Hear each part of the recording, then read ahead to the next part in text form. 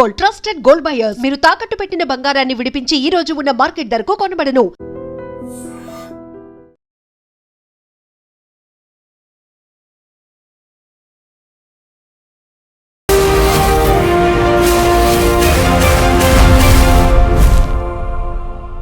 నమస్తే, welcome to iDream social spotlight with Kavitha. అడ్వకేట్లకు సంబంధించి మనం రెండు ఇష్యూలను మాట్లాడుకోబోతున్నాము. ఒకటి, నార్త్ ఇండియాలో మోడల్ అండ్ నటి అయినటువంటి త్విషా శర్మ మరణానికి సంబంధించి. తను సూసైడ్ చేసుకోవడానికి కారణం తన అత్తగారు రిటైర్డ్ జిల్లా జడ్జి గిరిబాలా సింగ్, అలాగే తన హస్బెండ్ కారణం. హస్బెండ్ కూడా అడ్వకేట్. వాళ్ళు కారణం అంటూ ఒక ఫిర్యాదు నమోదైంది. హస్బెండ్ని అయితే అరెస్ట్ చేశారు.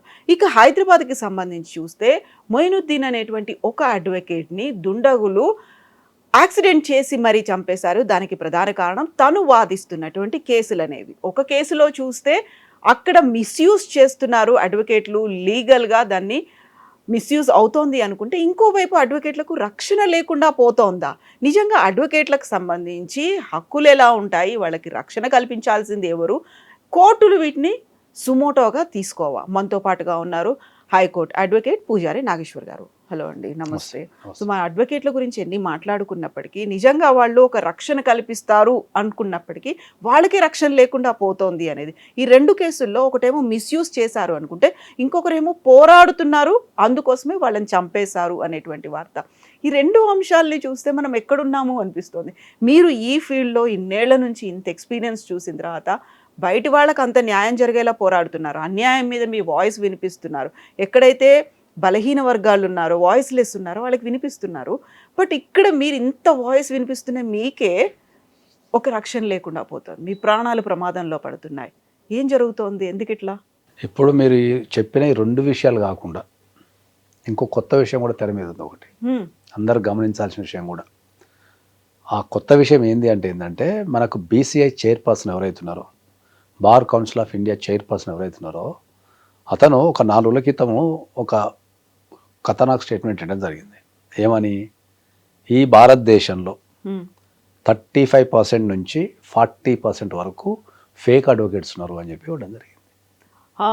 మొత్తము దేశాల్లో ఉన్న ప్రతి అడ్వకేట్ని రెగ్యులేట్ చేసి, ఆర్గనైజ్ చేసి, మేనేజ్ చేసే ఒక బార్ కౌన్సిల్ ఆఫ్ ఇండియా, మొత్తం దేశంలో ఎంతమంది అడ్వకేట్స్ ఉన్నారో వాళ్ళందరినీ రెగ్యులేట్ చేయటం కానీ, లేకపోతే వాళ్ళని మేనేజ్ చేయటం కానీ, వాళ్ళని ఆర్గనైజ్ చేయటం కానీ, వాళ్ళని పనిష్మెంట్ చేయటం కానీ చేసే బార్ కౌన్సిల్ ఆఫ్ ఇండియా చైర్పర్సనే ఈ దేశంలో, ఇంత వ్యవస్థ అభివృద్ధి చెందిన దేశంలో, ఇంత టెక్నాలజీ పెరిగిన దేశంలో 35% to 40% of the advocates are fake అన్నారు. ఇదే మాట జస్టిస్ సూర్యకాంత్ అన్నందుకే వ్యతిరేకంగా కాక్రోచ్ జనతా పార్టీ అనేది వచ్చింది. నిజంగా అంత పర్సంటేజ్ 40% అంటే మామూలు కాదు. అది మనం ఎవరి దగ్గరికి వెళ్తున్నామో, వాళ్ళకున్న ఎక్స్పీరియన్స్ ఏంటి, ఇవన్నీ ఏం చూడకుండా వాళ్ళు వాదిస్తున్నారు అంటే అక్కడ లైఫ్లు పోతున్నాయి, మనీ పోతోంది, మన టైం పోతోంది. ఎందుకు ప్రధానంగా ఇది జరుగుతుందంటే, భారతదేశంలో ప్రధానంగా చట్టాల మీద ఇప్పటికీ చాలామందికి అవగాహన లేదు. ప్రధానంగా ఎందుకు అవగాహన లేదు అంటే ఏంటంటే, భారతదేశం అనేది మోరల్గా వాల్యూ ఇచ్చే దేశం. ఓకే, ఫారిన్ కంట్రీస్లో ఏదైనా తప్పు జరిగితేనే జరిగినట్టు. ఆ తప్పు అనే ఆలోచనని వాళ్ళు మొగ్గులో తుంచలేరు. మన దగ్గర ఈవెన్ సాయంత్రం పూట ఏదన్నా ఒక చెడ్డ మాట అన్నా కూడా పైన తదాస్తు దేవతలు ఉంటారు, ఫస్ట్ తదాస్తు అంటే మళ్ళీ నీకు ప్రాబ్లం అవుతుంది కాబట్టి అట్లా అనేది ఒక పాయింట్. అట్లే ప్రతిదీ మోరల్గా నడిచే దేశం మంది. అంటే భారతదేశంలో మోరలు, చట్టం అనే రెండు పెడితే మోరల్ నడిచే దేశమే 70% ఉంటుంది. 30% చట్టాన్ని ఆశ్రయిస్తారు ఫస్ట్. మొన్నటి వరకు అంటే టెక్నాలజీ పెరగనంత వరకు కూడా చట్టాల మీద అవగాహన లేదు జనాలకు.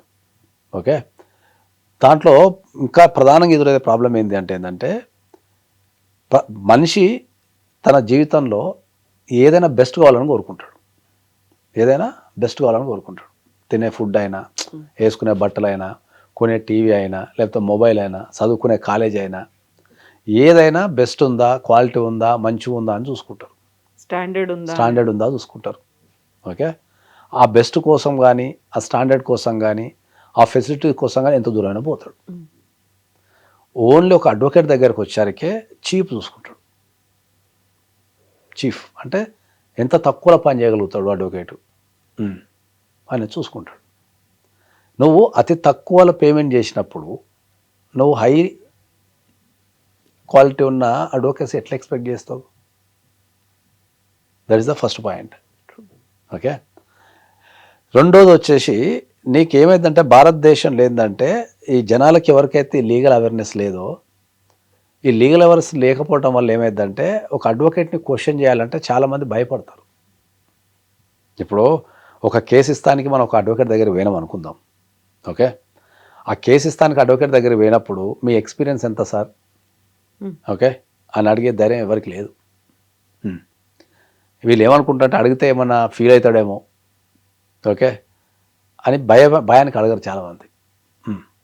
వాళ్ళ ఆఫీస్ చూసో వాళ్ళ రూపం చూసో వీళ్ళు ఒక అవగాహనకు వస్తారు తప్ప ఈయన ఎక్స్పీరియన్స్ ఎంత ఉంది, ఈ ఫీల్డ్లో ఈయన సబ్జెక్ట్లో ఎంత నిష్ణాతుడు అని వీళ్ళు క్రాస్ చెక్ చేసుకోరు ఎప్పుడు. ఓకే, ఈ దేశంలో న్యాయం దొరకకపోవడానికి ప్రధాన కారణం ఏంటి అంటే ఫేక్ అడ్వకేట్స్, ఇన్ఎక్స్పీరియన్స్డ్ అడ్వకేట్స్.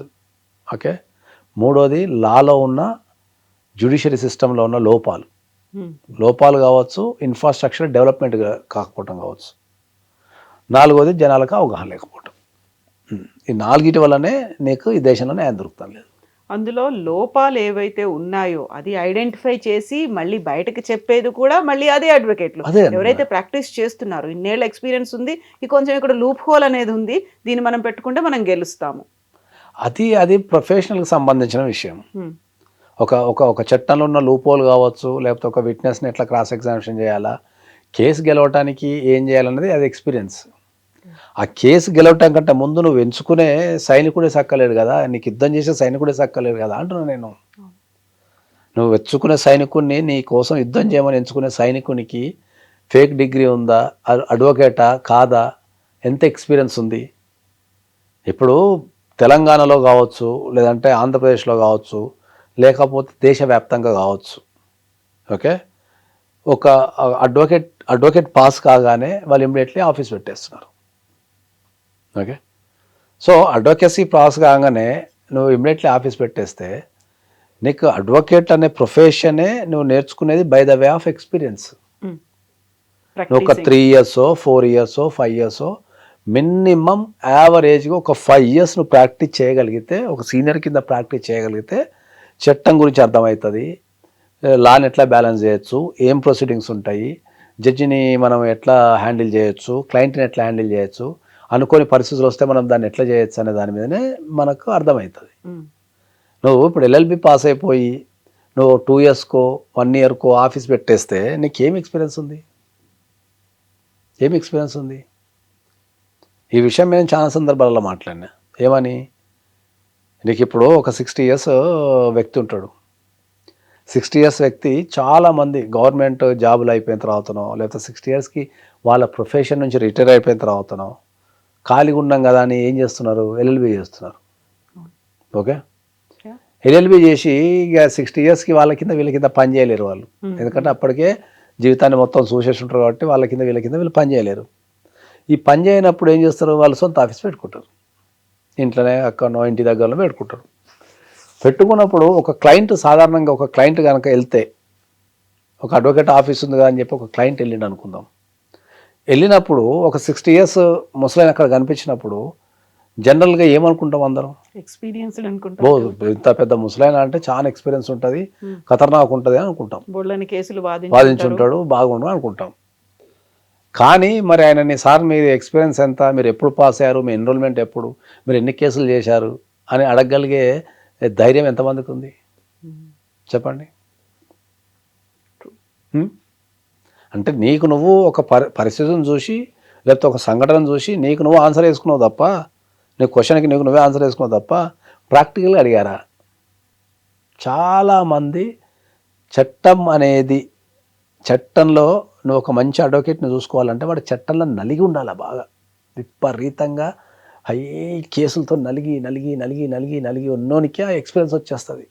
ఏ కేసు ఎక్కడ చేయొచ్చు, ఎట్లా చేయొచ్చు, దాని ప్రొసీడింగ్స్ ఏముంటాయి, ఎక్కడ దెబ్బ కొడితే ఏమవుతుంది, దీని తర్వాత ఏమేయాలి, దాని తర్వాత ఇట్లా రకరకాలుగా ఉంటుంది. సో దాన్ని నువ్వు క్వశ్చన్ చేయకుండా చాలామంది వచ్చి ఏం చెప్తారు?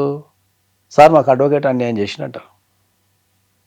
చట్టంలో బయ్యర్ ద అవేర్ అని ఒక రూల్ ఉంటుంది. అంటే కొనేటోడు అవేర్నెస్ ఉండాలా, అమ్మేటోనికి కాదు. కొనేటోనికి అవేర్నెస్ ఉండాలా, కొనేటోనికి అవేర్నెస్ లేకుండా కొనడం వాది తప్పు. అమ్మేవాడు ఏదైనా అమ్మొచ్చు, వాది తప్పు.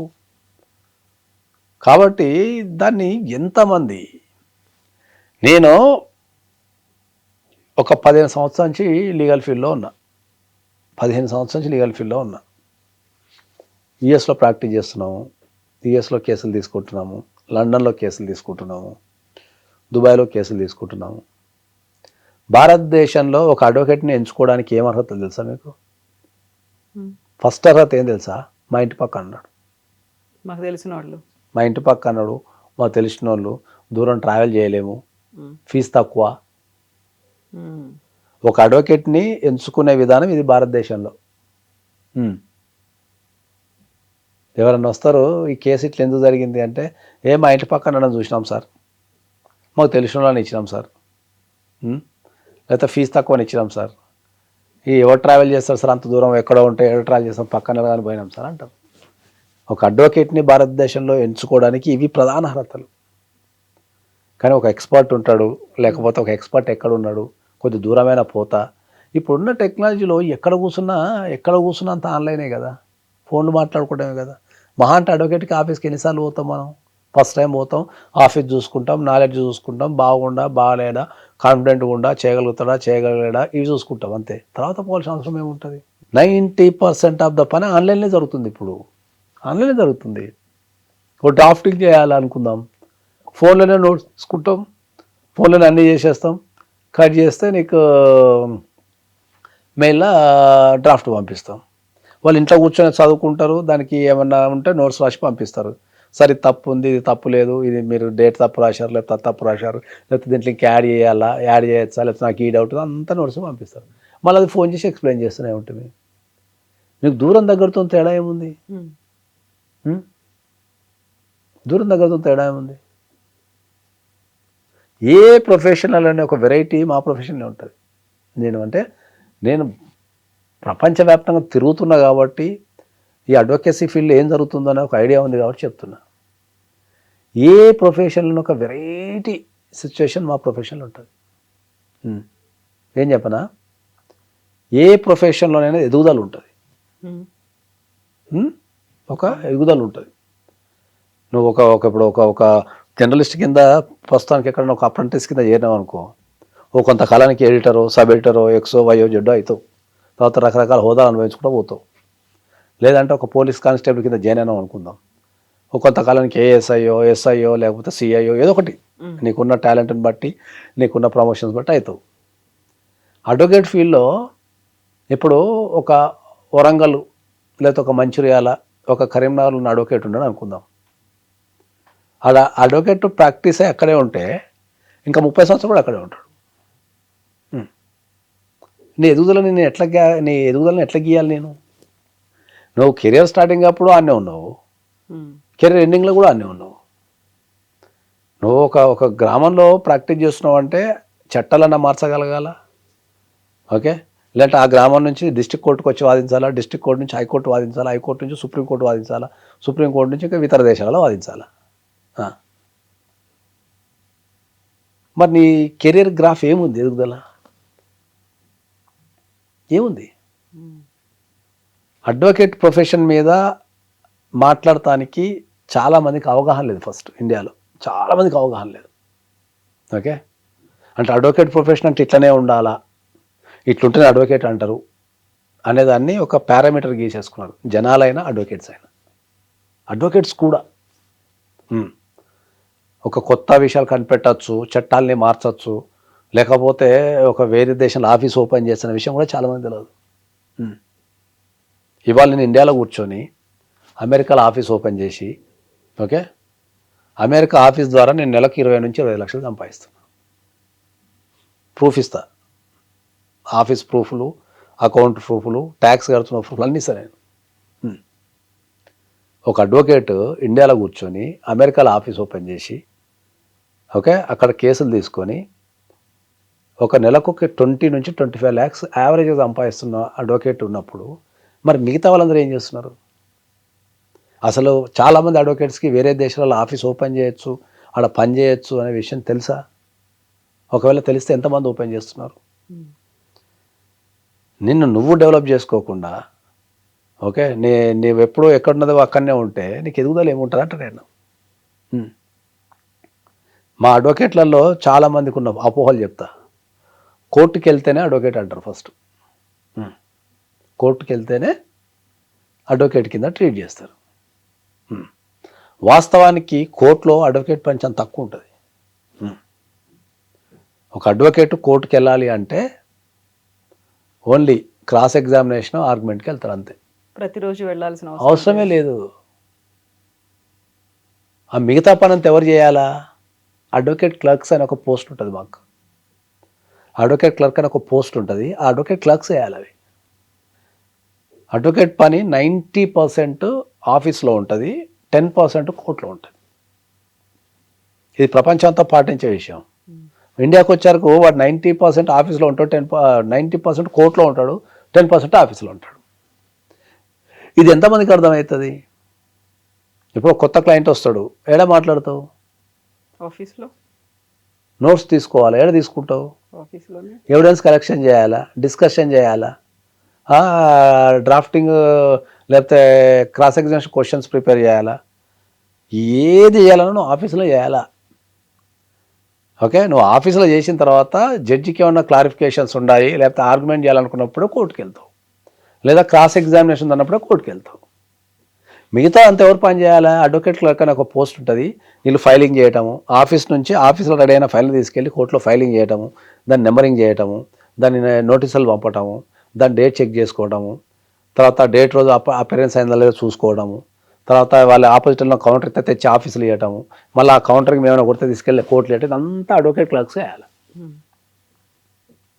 ఓకే, ఈ అడ్వకేట్ క్లర్క్ చేసే పని ఏదైతే ఉందో అదంతా ఎవరు చేస్తున్నారు? ఇప్పుడు అడ్వకేట్లు చేస్తున్నారు. అడ్వకేట్ అనే వ్యక్తి ప్రొఫెషనల్ చదువుకొని చట్టాల మీద పనిచేసి ఒక చట్టాన్ని మనం నిరూపించడం ఎట్లా, ఏం తప్పు జరిగింది, ప్రొఫెషనల్గా కోర్టుకు వెళ్ళి ఆర్గ్యుమెంట్ చేయాలా, కోర్టుకు వెళ్ళి జడ్జికి ఎక్స్ప్లెయిన్ చేయాలా, ఒక అన్యాయాన్ని జరిగితే దాన్ని నిరూపించాలా. నిరూపించాలంటే ఏం చేయాలంటే 90% చదవాలా. 90% చదవాలా. నువ్వేం చేస్తున్నావు?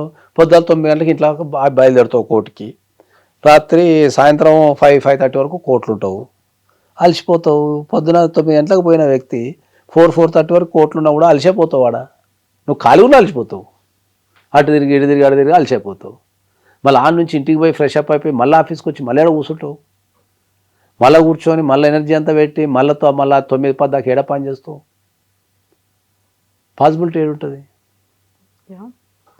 సో ఇప్పుడు ఈ విషయాన్ని మనం బీయింగ్ అడ్వకేట్ చెప్పినాం అనుకో, జనాలు నా మీద దాడి చేస్తారు. కానీ ఇది మనస్ఫూర్తిగా ఎంతమంది ఆలోచిస్తున్నారు? ఓకే, మన దగ్గరకు ఒక క్లయింట్ వస్తాడు, మనకింత ఫీజు ఇస్తాడు, సార్ కేసు కొట్టడమని. ఆ ఫీజు నుంచే కదా మనం బతికేది, ఆ ఫీజు తీసుకొనే మనం అన్నీ కొనుక్కుంటాం కదా. మరి ఆ క్లయింట్ నీకు వచ్చి నీకు తిండి పెట్టినప్పుడు ఆ క్లయింట్కి న్యాయం చేయాల్సిన బాధ్యత ఉంటుందా, ఉండదా? ఎంతమంది ఆలోచిస్తున్నారు? న్యాయ వ్యవస్థలో ఉన్న చదివే విధానంలోనే తేడా ఉంది. ఇండియాలో న్యాయ వ్యవస్థలో ఎల్ఎల్బి చదివే విధానంలోనే తేడా ఉంది. ఎల్ఎల్బి అనేది ఎప్పుడు కూడా ప్రాక్టికల్ కోర్స్, అది థియరీ కోర్సు కాదు. ఎల్ఎల్బి అనేది ఎప్పుడు కూడా ప్రాక్టికల్ కోర్సు, థియరీ కోర్సు కాదు. అది 4 గోడల మధ్యలో కూర్చొని చదివితే వచ్చేది కాదు. అది you have to go to the court. కోర్టుకి వెళ్ళి అక్కడ నువ్వు ప్రయోగాలు చేస్తే నేర్చుకుంటావు.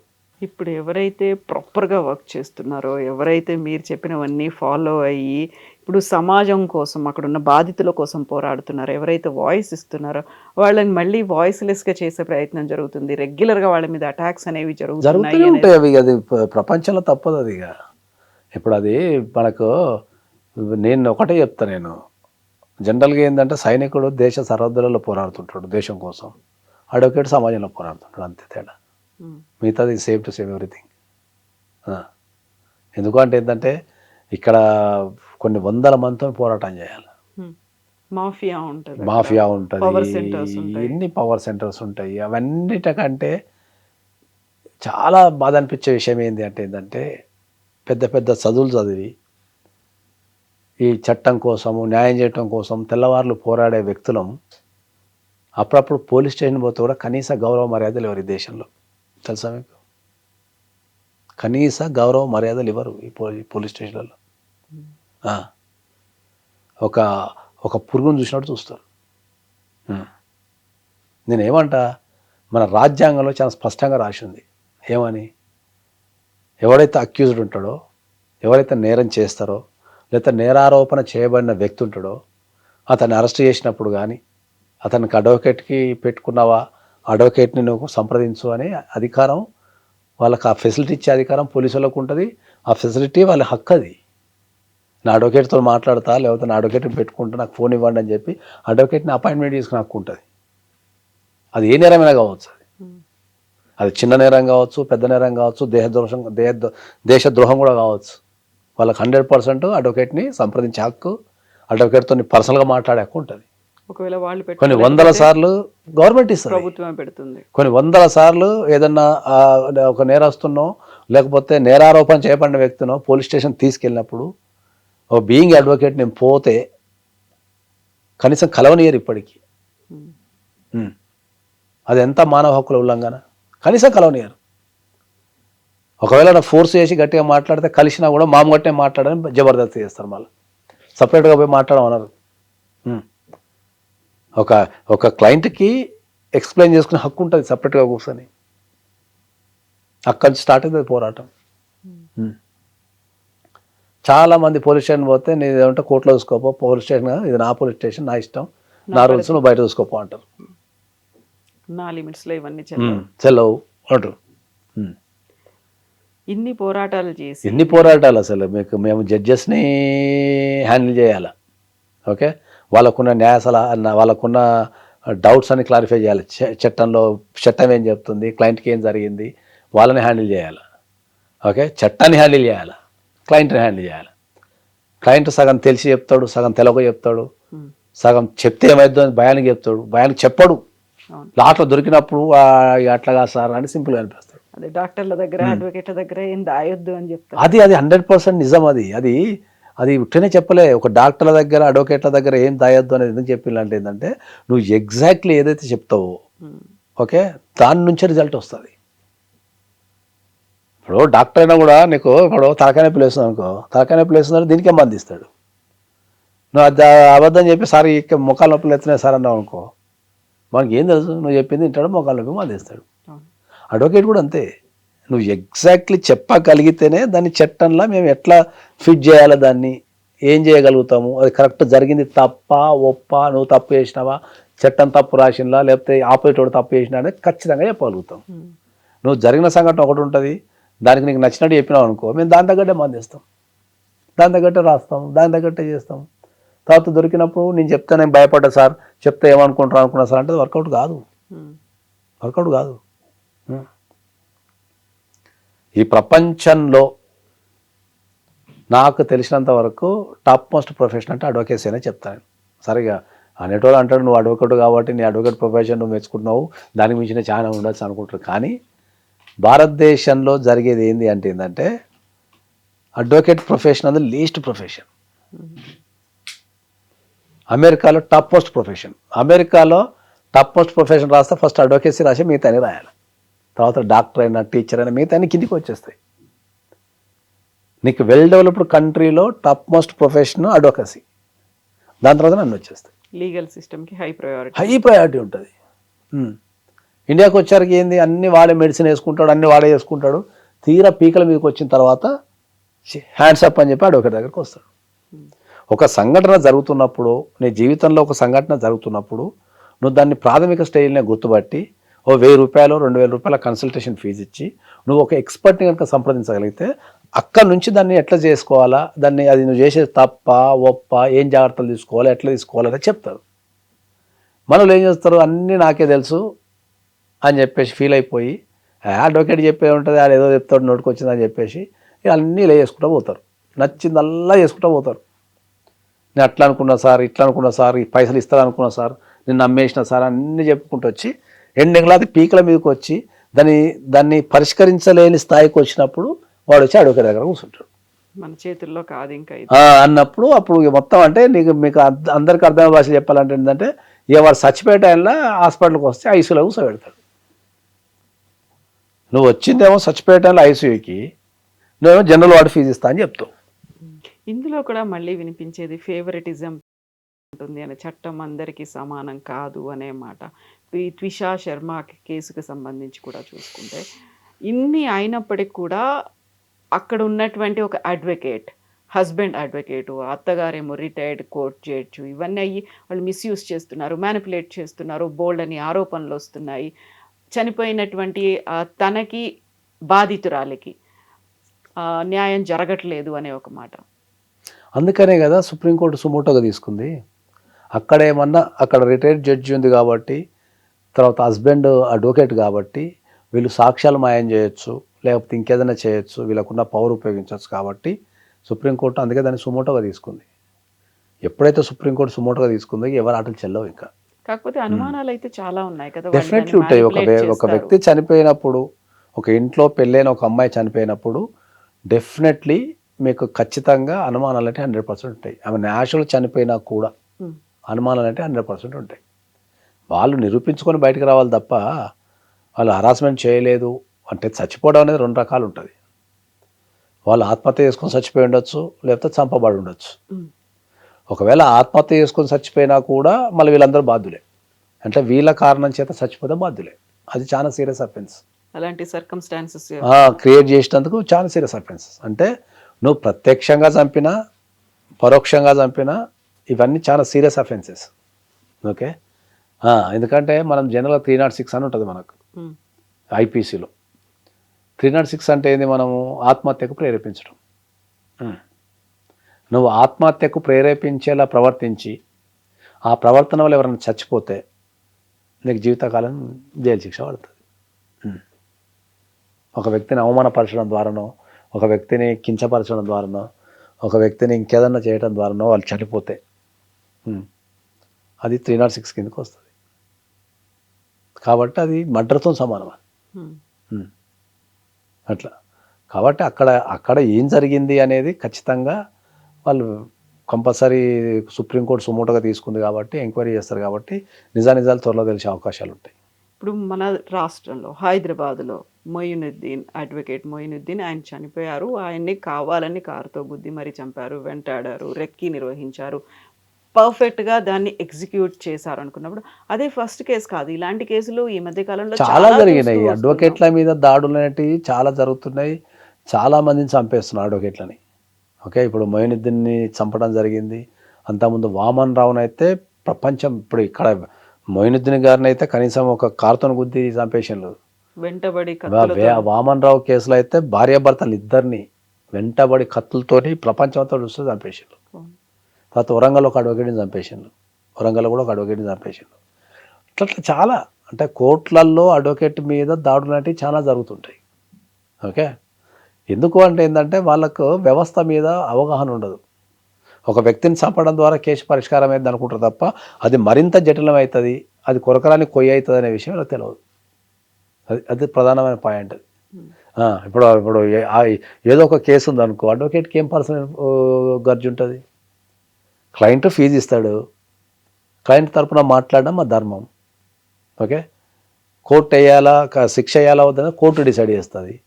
కోర్టు డిసైడ్ చేసేంత వరకు మేము మా క్లయింట్ని కాపాడుకోవడానికి మా క్లయింట్ తప్పు చేయలేదు అని చెప్పి వాదించడం మా ధర్మం. అది ఇప్పుడు దాన్ని పట్టుకొని నువ్వు దాన్ని పర్సనల్గా ఎందుకు తీసుకుంటున్నారు? ఎందుకు అంటే మనకి అక్కడ అర్థమవుతుంది, అంటే ఈ అడ్వకేట్ ఉంటే కేసు గెలవలేము, చంపాలా. ఒక వ్యక్తిని చంపగలుగుతావు కానీ వ్యవస్థ అయితే చంపలేవు కదా. ఒక వ్యక్తిని చంపడం ద్వారా పుస్తకాలు అయితే మారవు కదా. ఇలాంటి ఇన్సిడెంట్స్ జరుగుతున్నాయి అనుకున్నప్పుడు కోర్టు ఏం చేస్తుంది? సుప్రీంకోర్టు కావచ్చు, మీరు చెప్పినటువంటి బార్ అసోసియేషన్, బెంచ్లు ఏం చేస్తున్నాయి?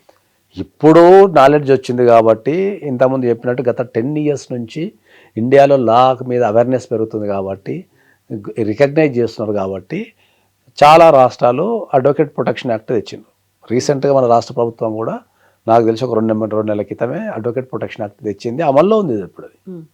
అంటే ఏ అడ్వకేట్నైనా నువ్వు బెదిరించినా, భయపెట్టినా, ప్రలోభ పెట్టినా, లేకపోతే మోసం చేసినా, ఓకే, ఇంకేదన్నా చేసిన డైరెక్ట్గా ఇండైరెక్ట్గా నువ్వు ఏం చేసినా కూడా వాళ్ళ మీద క్రిమినల్ కేసు బుక్ చేసి వాళ్ళని జైలుకి పంపే అవకాశం ఉన్నది. ఓకే, దాంట్లో నీకేమైనా ప్రాణభయం ఉంది అన్నా కూడా ఖచ్చితంగా నువ్వు రక్షణ పొందే హక్కు ఉంది.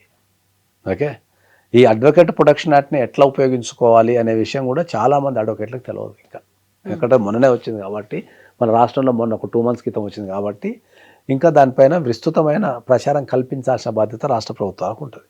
ఓకే, భారతదేశంలో ఎన్నో వందల చట్టాలు, బ్యూటిఫుల్ చట్టాలు వందలు ఉన్నాయి. కానీ అవి అందరికీ ఎవరికి తెలియదు. అవి ఎందుకు అంటే చట్టాలు చేసిన ప్రభుత్వాలు వాటి మీద అవేర్నెస్ కల్పించాలి. అవేర్నెస్ కల్పించగలిగితేనే వాళ్ళకి రైట్స్ తెలిస్తేనే, వాళ్ళకు ధైర్యం ఇవ్వగలిగితేనే నువ్వు కోర్టుకు వస్తే న్యాయం జరుగుతున్న ధైర్యాన్ని ఇవ్వాల్సింది ప్రభుత్వాలే, సింగిల్ అడ్వకేట్ కాదు. మా కోసం చట్టాలు వచ్చాయి అనేటువంటి మాట అడ్వకేట్లకు కూడా తెలియట్లేదా? అవగాహన అక్కడ ఎక్కడ మిస్ అవుతోంది, అది కనెక్టింగ్ పాయింట్ అనేది. అదే చెప్తున్నా కదా, ఇప్పుడు చట్టాలు వచ్చినప్పుడు దాన్ని విస్తృతంగా ప్రచారం చేయాల్సిన బాధ్యత, సదస్సులు పెట్టాల్సిన బాధ్యత, దాంట్లో చట్టంలో ఏముంది ఏం లేదు అనేది బాధ్యత ప్రజలకు కూడా చెప్పాల్సిన బాధ్యత ఎవరికి ఉంటుంది? ఇప్పుడు ఒక అడ్డవాడికి నేను ఉన్నా అనుకో, నేను ఎవరికి చెప్తా? మా అంటే నా పరిధిలో చెప్పుకుంటా. కానీ రాష్ట్రంలో ఈ చట్టం ఉంది, అడ్వకేట్ల మీద దాడి చేస్తే మీరు జైలుకు పోతారు అని చెప్పేసి ఈ ప్రజలకు చెప్పాల్సిన బాధ్యత ఎవరికి ఉంటుంది? ప్రభుత్వం చేయాలి. మరి మీరు ప్రభుత్వం ఒక యాడ్ అని ఇచ్చిందా, ఒక అవగాహన సదస్సులు పెట్టిందా, లేకపోతే ఒక టీవీలో యాడ్ అని ఇచ్చిందా, ఒక అవగాహన కార్యక్రమం రూపొందించిందా? మరి ప్రజలకు ఎట్లా తెలుస్తుంది? చట్టాల మీద అవగాహన లేకపోవటమే ఈ దేశంలో ప్రధానమైన లోపం అని చెప్తాను, ఖచ్చితంగా చెప్తాను నేను. చట్టాల మీద కనుక సరైన అవగాహన ఉంటే నీ క్రైమ్ రేట్ 0కి వస్తుంది, డెఫినెట్లీ వస్తుంది క్రైమ్ రేట్. కాబట్టి చాలామంది చెప్తాం మనం, నీకు చట్టంలోనే రాసి ఉంటుంది ఏంది, నాకు చట్టం తెలియదు అనడమే పెద్ద నేరం. నువ్వు చదువుకున్నవనివా, చదువురానోనివా, కుంటోనివా, మూగోనివా, గుడ్డోనివా, ఏం అవసరం లేదు. నీ దేశంలో ఉన్న నీ చట్టాన్ని తెలుసుకున్న బాధ్యత నీ పైన ఉంటుంది. ఉట్టిగా బ్లైండ్గా కోర్టుకు వచ్చేసి నాకు చట్టం తెలియదు సార్ అంటే ఇంకో 2 నెలలు ఎక్కువ వేస్తారు శిక్ష. నాకు చదువు రాదయ్యా, నాకు చట్టం తెలియదు అంటే 2 నెలలు ఎక్కువ వేస్తారు శిక్ష. కాబట్టి దానిపైన అవగాహన కల్పించాల్సిన బాధ్యత. నేను అంటే ఎన్ని డిపార్ట్మెంట్లు చూసినా కానీ లా డిపార్ట్మెంట్ చట్టాల మీద అవగాహన కల్పించగా ఎప్పుడు చూడలే నేను. ఈ రాష్ట్రంలో గృహహింస అనేది ప్రతి కుటుంబంలో ఉంది. ఆడవాళ్ళ మీద గృహహింస అనేది ప్రతి కుటుంబంలో ఉంది. ప్రతి అంటే 70% ఉంది. గృహహింస అంటే మళ్ళీ కొట్టడమో తిట్టడం కూడా కాదు, ఏ ఫామ్లో అయినా, అది ఏ ఫార్మాట్లో అయినా అమ్మాయికి ఇబ్బంది కలిగితే, చట్టపరంగా అమ్మాయికి ఇబ్బంది కలిగితే. అసలు గృహహింస చట్టం మీద అనేది ఎవరికి అవగాహన లేదు. ఇప్పటికీ ఈ రాష్ట్రంలో, ఈ దేశంలో గృహహింస చట్టం అంటే, డొమెస్టిక్ వైలెన్స్ యాక్ట్ అంటే అందరూ ఏమనుకుంటారంటే పెళ్ళైన అమ్మాయికి వస్తుంది అనుకుంటారు. పెళ్ళైన అమ్మాయికి వస్తుంది అనుకుంటారు, అత్తగారింట్లో మాత్రమే వస్తుంది అనుకుంటారు.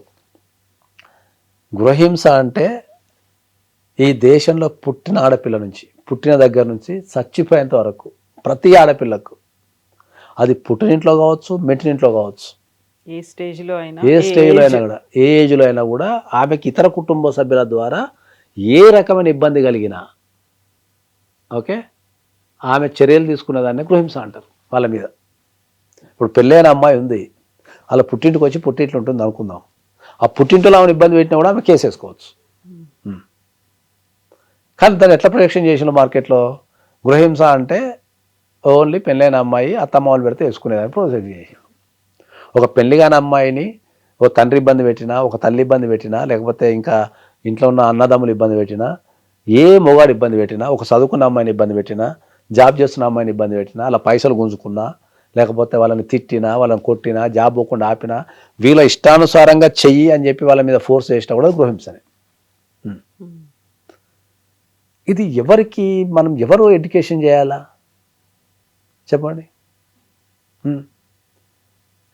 అసలు మనం చట్టాల గురించి చెప్పాల్సుకుంటే కొన్ని లక్షల మందికి అసలు ఈ దేశంలో చట్టాలు ఉన్న విషయం కూడా తెలియదు.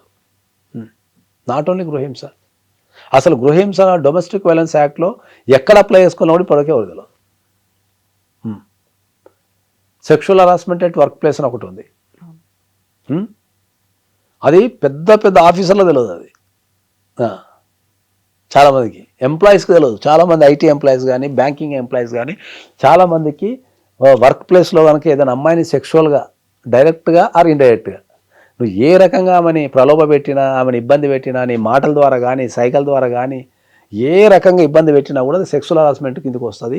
ఓ కంప్లైంట్ ఇస్తే వాళ్ళ జాబులు పోతాయనే విషయం చాలామంది అమ్మాయిలు తెలియదు. చాలామంది అమ్మాయిలు మౌనంగా భరిస్తూ ఆ బాధ చెప్పింది అనుకుంటా వానికి లొంగిపోవటమో లేకపోతే వాడిని తప్పించుకొని తిరగటం చేసుకుంటా కుటుంబం కోసం ఆ కాలే కడుపుతోని పోరాటం చేస్తుంటారు తప్ప ధైర్యంగా ఎదురొడ్డి నేను కేసు పెడతా అనే ధైర్యం ఎవరికి లేదు. అది ఎంతమందికి చెప్తాం మనం? అట్లా చాలా చట్టాలు ఉన్నాయి, ఎవరికి అవగాహన లేదు. ఫస్ట్ నీకు చట్టాల మీద అవగాహన లేకపోతే ఇంకో అడ్వకేసీ మీద ఏం అవగాహన ఉంటుంది? ఆ చట్టం ఎట్లా రన్ అయ్యిద్ది దాని మీద అదంతా ఏముంటుంది అవగాహన?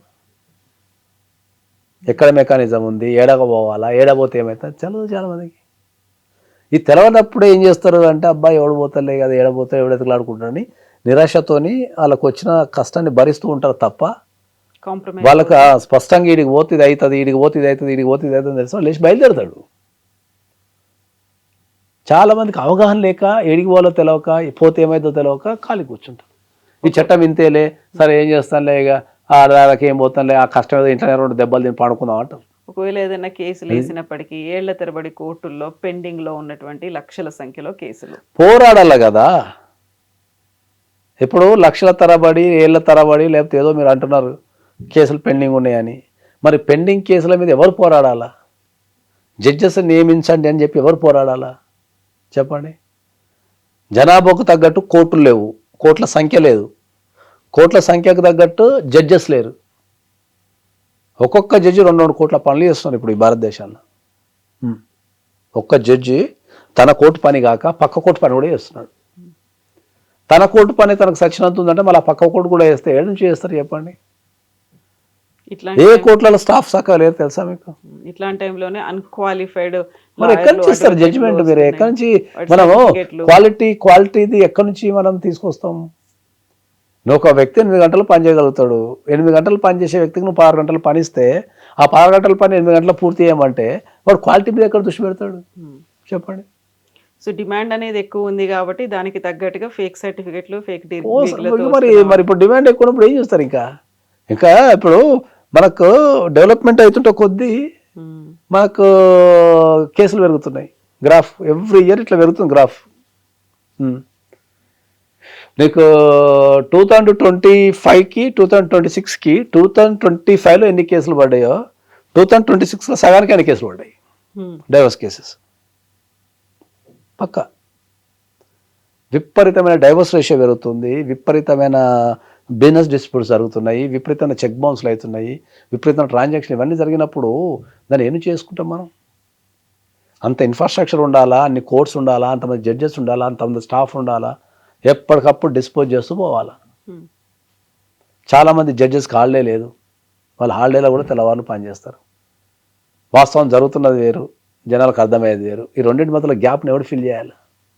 కోర్టులో ఏం జరుగుతుందో చెప్పగలిగే ధైర్యం ఎవరికి ఉంది? చాలామంది జడ్జెస్కి హాలిడే ఇవ్వరు తెలుసా మీకు? వాళ్ళు ఒక హాలిడే సంపాదించుకోవాలంటే నానా కష్టపడాల్సి వస్తుంది. వాళ్ళు మళ్ళీ కోర్టు హాలిడేస్ అంటాం, సమ్మర్ హాలిడేస్ కావచ్చు. కోర్టు హాలిడే ఉంటే ఏమైనా ఉంటుందా మేడం? కోర్టు హాలిడే ఏమి ఉండదు. కోర్టుకి ఒకవేళ మొత్తం కోర్టు బంద్ అయినా కూడా, ఇప్పుడు హైకోర్టు మొత్తం బంద్ అని చెప్తాం మనం జనరల్గా, సమ్మర్ వెకేషన్ అంటారు జనరల్గా. ఆ సమ్మర్ వెకేషన్లో మళ్ళీ నీకు వెకేషన్ కోర్టు ఉంటుంది, ఎమర్జెన్సీ వస్తే కోర్టు ఉంటూనే ఉంటుంది. నీకు ఎంత అర్జెన్సీ ఉంటే లంచ్ మోషన్ మూవ్ చేసుకోవచ్చు, హౌస్ మోషన్ అంటారు, అంటే జడ్జి ఇంటికి వెళ్ళి కూడా మనం పిటిషన్ వేసుకోవచ్చు అర్జెన్సీ ఉంటే. మళ్ళీ స్పెషల్ లీవ్ పిటిషన్ అన్నీ ఉంటాయి, చాలా ఉంటాయి దాంట్లో. అట్లా అర్జెన్సీని బట్టి ఇప్పుడు ప్రతిదాన్ని అర్జెన్సీ కింద తీసుకోలేం కదా, కాబట్టి చాలా ఉంటాయి. కోర్టు అనేది ఎప్పుడు ఫంక్షనింగ్ ఏముండదు. ఇప్పుడు సివిల్ కోర్టు బంద్ అంటారు, వెకేషన్ కోర్టు ఉంటుంది మళ్ళీ రెడీగా. ఏం ఫైలింగ్ మాకు ఇప్పుడు మాది కోర్టు బంద్ ఉంటే మేము 2 నెలలు మేము ఎట్లా బతకాలి? అట్లా ఏముండదు. అదొక సాంప్రదాయం ఎప్పటి నుంచో ఉంది. అప్పుడు తెల్లోళ్ళు పెట్టిన సాంప్రదాయం అనుకుంటుంది నాకు తెలిసి. అప్పట్లో వాళ్ళు ఎండలు తట్టుకోలేక అమ్మా ఈ 2 నెలలు ఎండలు ఉన్నాయి ఎటన్నా పోదాం అని చెప్పేసి 2 నెలలు అల్లే పెట్టుకొని ఇట్లా వాడుకున్నారు. అది అట్లా కొనసాగుతూ వస్తున్నది. అది కూడా చేంజ్ అవుతుంది ఒకరోజు. సో మనకు కావాల్సినంత మంది అడ్వకేట్లు లేరు. ఉన్న అడ్వకేట్లలో ఫేక్ డిగ్రీలో, సర్టిఫికేట్‌లో పెట్టుకొని వచ్చిన వాళ్ళు ఉన్నారు. కొంతమంది ఏవో దీంట్లో ఉన్నటువంటి లూప్ హోల్స్‌ని వాళ్ళకి అనుగుణంగా మార్చుకునే వాళ్ళు కొంతమంది ఉన్నారు. కొంతమంది మీద అటాకులు అవుతున్నాయి. కొంతమంది మిస్‌యూజ్ చేసేవాళ్ళు ఉన్నారు. వీటన్నిట్లలో దాన్ని సెటరైజ్ చేయాలంటే ఏం జరగాలంటారు మీరు?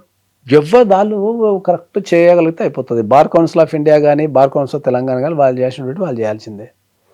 అడ్వకేట్ని రెగ్యులేట్ చేసేది, అడ్వకేట్ని మేనేజ్ చేసేది, లేకపోతే అడ్వకేట్ని క్రమశిక్షణ చర్యలు, డిసిప్లినరీ ప్రొసీడింగ్స్ తీసుకుని అంతా బార్ కౌన్సిల్ ఆఫ్ ఇండియా కానీ, బార్ కౌన్సిల్ ఆఫ్ తెలంగాణ కానీ వాళ్ళు చేయాలి పని అది. అట్లా అది ఒక సర్టిఫికేట్ ఫేకా కాదా అని డిసైడ్ చేసింది ఎవరు? వాళ్ళే కదా. వెరిఫికేషన్ పంపించుకోవాలా, దానికి సెంట్రల్ గవర్నమెంట్ పర్మిషన్స్ ఉన్నాయా లేవా, అది సర్టిఫికేట్ వ్యాలిడా ఇన్వెల్ వాళ్ళే చేసుకోవాలా. నెంబర్ ఆఫ్ అప్లికేషన్స్ ఎక్కువైపోయినాయి, వాళ్ళకి టైం దొరుకుతలేదు. వాళ్ళు కూడా ఏం చేస్తారు? ఇప్పుడంటే కొద్దిగా ఆన్లైన్ అయినా కాబట్టి ఇప్పుడు లేటెస్ట్ డిగ్రీలన్నీ వస్తున్నాయి కాబట్టి తెలిసిపోతుంది. పాత డిగ్రీలలో ఆన్లైన్ ఎక్కడిది నీకు? అవన్నీ ఎప్పుడు ఆన్లైన్ చేయాలా, ఇవి ఎప్పుడు వెరిఫికేషన్ కావాలి, ఎప్పుడు కావాలా, అట్లా టైం పడుతుందా?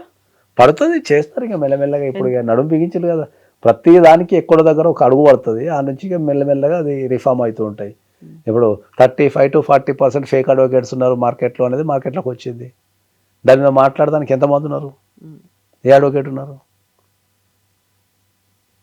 ఎందుకు నాకేం తెలియదు, లేకపోతే నేను పట్టించుకోను, నాకు ఎందుకన్నా టైపులో ఉన్నారు. బట్ ఈ చేసినటువంటి ఒక కామెంట్, సిజేఐ చేసిన, సూర్యకాంత్ చేసినటువంటి ఒక కామెంట్ మీద వచ్చినటువంటి కాక్రోచ్ జనతా పార్టీ, సో దీని మీద వచ్చిందా లేకుంటే దాన్ని మిస్ఇంటరప్ట్ చేశారో, మీరు వక్రీకరించారు అదేంటే వాస్తవానికి ఏంటంటే మనం కూడా చూడలేదు, కానీ మనకు రిలీజ్ అయిన వీడియోలను బట్టి ఆయన వేరే ఉద్దేశంతో అన్నాడు యాక్చువల్లీ. ఓకే, ఆ పిటిషన్ వేసిన వ్యక్తుల గురించి, అట్లాంటి పిటిషన్లు వేసే వ్యక్తుల గురించి అన్నాడు, అందరినీ కాదు, అందరినీ అనలేదు. కానీ అది చూస్తే అది అందరికీ వర్తించినట్టే ఉన్నది. అంటే ఒక దేశంలో ఒక యువతని మనము అంతగానో అనాల్సిన అవసరం లేదు వాస్తవానికి కూడా. ఎందుకంటే ఏంటంటే వాస్తవం చెప్పాలంటే ఏంటంటే యువతకి సరైన దశానిర్దేశం లేదు ఎక్కడ. ఓకే, ఎందుకంటే ఇప్పుడు ఉన్నంత యువతకి కన్ఫ్యూజను కెరీర్ పరంగా ఎప్పుడు లేదు. అయినా నాకైతే నా పర్సనల్ అభిప్రాయం ఏంటంటే అది 100% అట్లా మాట్లాడేది 100% తప్పే అని చెప్తా, పర్సనల్ అభిప్రాయం. Even though it is a supreme court judge అయినా కూడా సరే, చీఫ్ జస్టిస్ అయినా కూడా సరే, అలా మాట్లాడేది 100% తప్పే. ఎందుకంటే చాలామంది పని లేక ఆర్టీఐ యాక్టివిస్ట్ లైన్లు, లేకపోతే జర్నలిస్ట్ లైన్లు, లేకపోతే ఇంకోటి లైన్లు, లేకపోతే అనటం అయితే 100% తప్పే అది. ఎందుకంటే నీకు ఈ జర్నలిస్ట్ అయినా, లేకపోతే ఆర్టీఐ యాక్టివిస్ట్ అయినా, లేకపోతే నువ్వు సోషల్ మీడియా రన్ చేసినా, ఏది రన్ చేసినా చట్టపరంగా చేస్తావు కదా. నువ్వు ఏది చట్టపరంగా చేయకపోతే జైలుకి వెళ్ళిపోతావు. బతకడం కోసం ఆర్టికల్ 19 మనకు నీకు నచ్చిన వృత్తి, చట్టపరంగా నీకు నచ్చిన వృత్తి చేపట్టుకో అని చెప్తారు. అది నీ ఇష్టం అది, అంతే తప్ప నువ్వు అంత రిప్రజెంటేషన్ చేసే దేశంలో అది యూత్ మనిషి మీద తీసుకుంటే ఏమవుతుంది? యూత్ని నాకు అనిపించింది అంటే ఆ వాక్యంలో యూత్ని మరింత డిప్రెషన్లకు నువ్వు నెట్టేసినేమో అనుకుంటున్నా నేను. ఎందుకంటే గవర్నమెంట్ పోస్టులు ఇవ్వరు, ప్రైవేట్ పోస్టులను ఆర్గనైజ్ చేయరు, ప్రైవేట్లో ఎప్పుడు పెడతారో ఎప్పుడు పెడతారో తెలియదు.